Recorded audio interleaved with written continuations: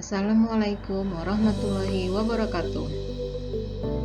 Perkenalkan, saya Salama Nuriyah Harahap AMK, peserta Latsar CPNS golongan 2, angkatan 20 tahun 2022, BPSDM Provinsi Sumatera Utara. Melalui video ini, saya memaparkan tugas manajemen ASN dan Smart ASN. Manajemen ASN adalah pengelolaan ASN untuk menghasilkan pegawai ASN yang profesional, memiliki nilai dasar etika profesi, bebas dari intervensi politik, bersih dari praktik korupsi, kolusi, dan nepotisme. Manajemen ASN telah menekankan kepada pengaturan profesi pegawai sehingga diharapkan tersedianya sumber daya aparatur sipil negara yang unggul selaras dengan perkembangan zaman. Jenis, status, dan kedudukan ASN. ASN terbagi dua, yaitu PNS dan P3K. Status PNS sebagai pegawai tetap dan memiliki NIP secara nasional dan menduduki jabatan pemerintahan. Status P3K diangkat dengan perjanjian kerja sesuai kebutuhan instansi dan ketentuan undang-undang melaksanakan tugas pemerintahan. ASN memiliki kedudukan sebagai aparatur negara, melakukan kebijakan yang ditetapkan oleh pimpinan, dan harus bebas dari pengaruh intervensi golongan atau politik. Fungsi ASN sebagai kebijakan publik, sebagai pelayan publik, dan sebagai pemersatu bangsa.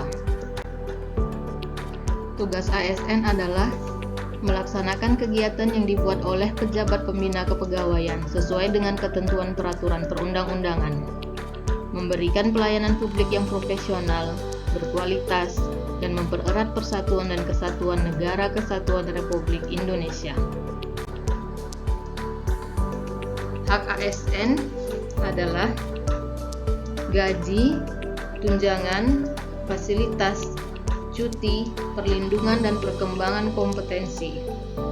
Namun, yang membedakan PNS dan P3K adalah PNS mendapatkan jaminan pensiun dan hari tua, sedangkan P3K tidak.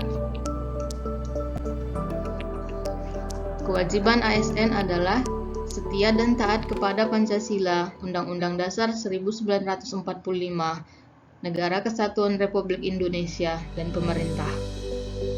Menjaga persatuan dan kesatuan bangsa, melaksanakan kebijakan yang dirumuskan pejabat pemerintah, menaati ketentuan peraturan perundang-undangan, melaksanakan tugas kedinasan, menunjukkan integritas dan keteladanan sikap, perilaku, dan tindakan, bersedia ditempatkan di seluruh wilayah Negara Kesatuan Republik Indonesia.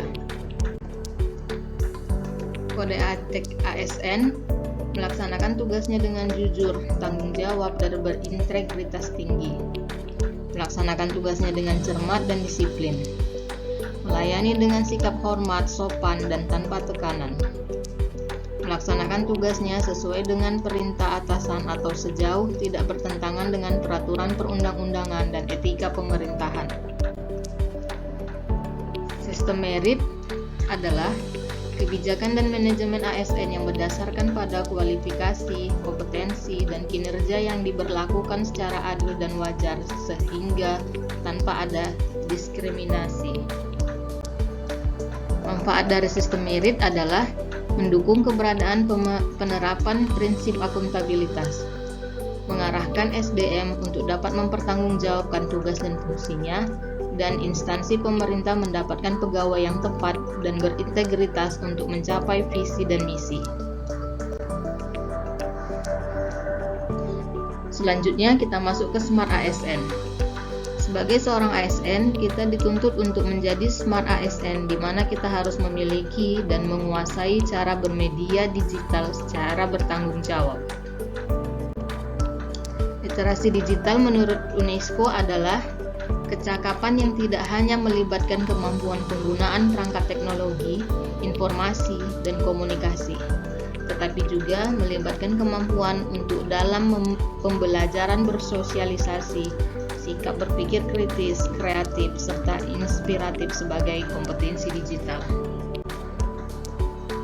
Perangkat kurikulum literasi digital ada 4, yaitu digital skill, di mana kemampuan mengetahui, memahami, dan menggunakan perangkat keras dan lunak serta sistem operasi digital. Digital culture, membaca, menguraikan, membiasakan, memeriksa, dan membangun wawasan kebangsaan. Digital etnis, menyadari, mencontohkan, menyesuaikan diri, merasionalkan, mempertimbangkan, dan mengembangkan tata kelola etika digital. Digital safety, mengenali, mempolakan, menerapkan, menganalisis, menimbang, dan meningkatkan kesadaran perlindungan data pribadi dan keamanan digital.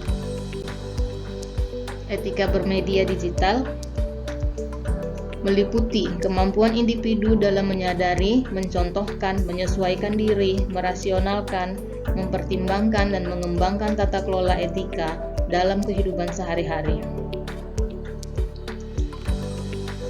Konten negatif yang membarengi perkembangan dunia digital tentu menyasar pada pengguna internet yang substansinya mengarah pada penyebaran kebencian atau permusuhan berdasarkan suku, agama, ras, dan golongan. Sekian video dari saya. Terima kasih. Assalamualaikum warahmatullahi wabarakatuh.